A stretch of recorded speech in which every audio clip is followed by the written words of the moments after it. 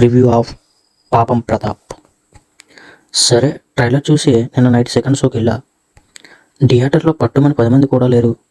Movie వేస్తారా వేయరా అనుకున్నా. మొత్తానికి మూవీ అయితే వేశారు. సరే, ఇంతకీ స్టోరీ ఏంటి? హీరో ప్రతాప్కి నిద్రలో లేచి కొట్టడం సమ్ ప్రాబ్లం ఉంటుంది. చివరికి హీరోయిన్ ఏం చేసింది, హీరో ఆ సమస్య నుండి బయటపడ్డా అనేది స్టోరీ.